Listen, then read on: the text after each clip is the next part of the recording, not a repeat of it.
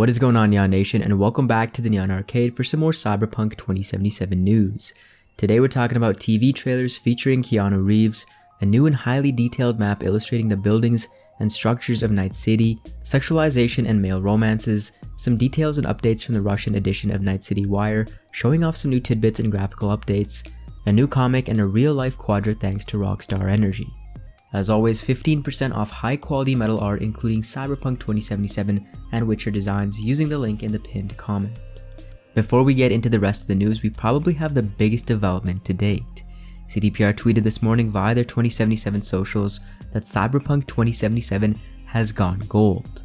This means that the game is finished, has been copied to a master disc, and is to be sent out and copied for mass production. Absolutely massive news out of the studio, which means the fruits of their labor will soon be in our hands. Big hats off to CDPR for this achievement, and head on over to their Twitter page to send your congratulations. First up, check out this image that CD Projekt Red tweeted out on their 2077 Twitter page in honor of the Mid-Autumn or Moon Festival, a holiday in the Chinese lunar calendar. Awesome little image here in the Aldecaldo Nomad camp where a fire has been lit using Militech equipment. You can see some kids in the background as well as female V and the Aldecaldo woman from the Life Path trailer.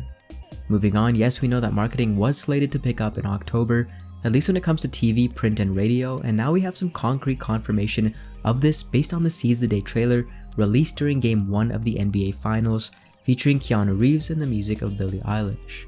This is definitely a commercial more aimed at the mass market where action is at the centerfold, and we also did get a follow-up trailer called No Limits. Most of these trailers feature stitched together footage from older trailers, but we did get some new CGI moments featuring this supercar and a couple high-octane, or should I say high-choo-choo moments, as well as a face-off between male V and an NCPD trooper.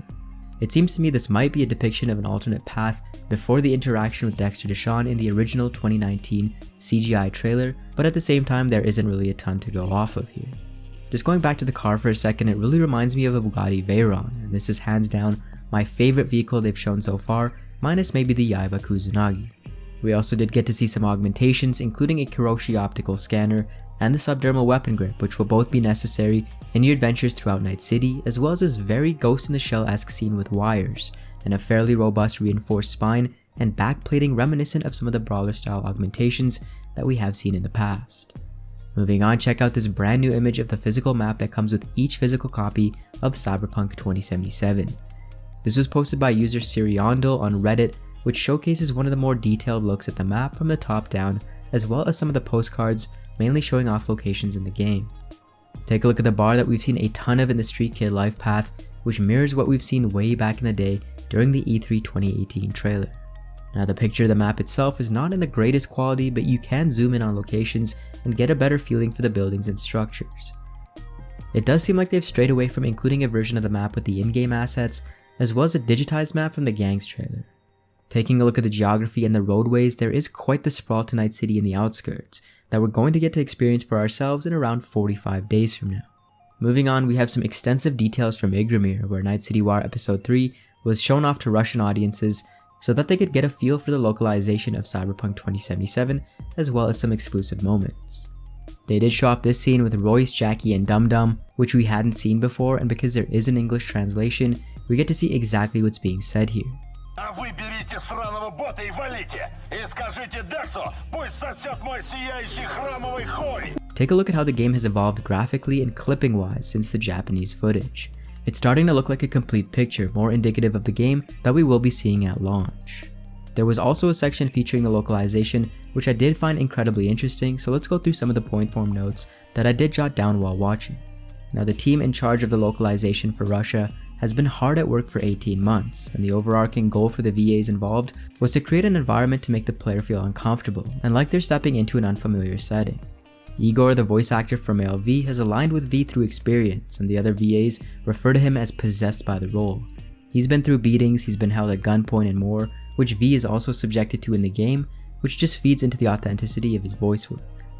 Getting back to the details, the VA for male V believes that Night City is the first authentic city with thousands of pieces of dialogue recorded for ambiance, including people buying or selling things, fighting, cleaning up, and more.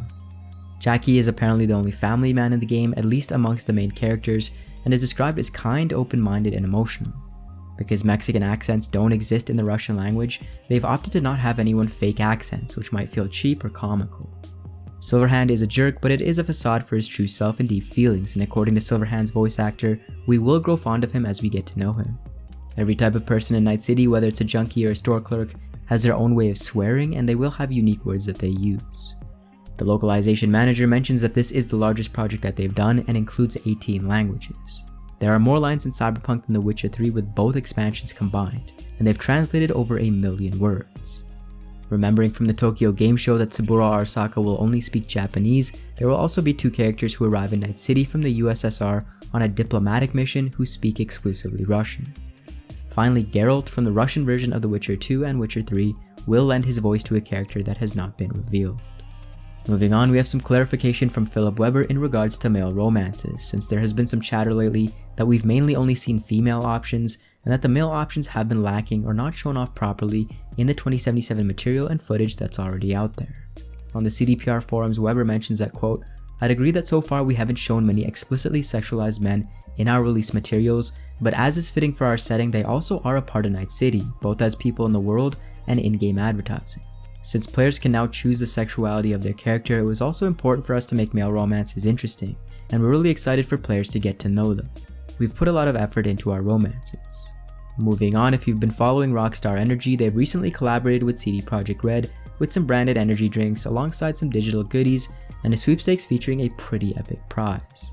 This epic prize is of course the real-life Quadra vehicle, which we now have more photos of, worth about $40,000 US. We also have the release of the digital comics, or at least the very first issue of the Where Is Johnny comic series on the Rockstar site, which is a bit lengthier than the Trauma Team comic released last month. This one is building up very nicely with the whole Where Is Johnny Silverhand story arc, which is again bridging the source of Cyberpunk 2020 with 2077. Check that out if you have not, and we will end this episode off with a brand new ambient Arasaka track from CDPR. Before we end this one, make sure you tweet me out your Cyberpunk 2077 inspired console or PC gaming setups with the hashtag #TheNeonArcadePC on Twitter. This will give you a chance to win a tote bag, some stickers, a lanyard, and a large 2077 display. As always, thank you guys so much for watching. For more Cyberpunk, join Neon Nation by subscribing to the Neon Arcade.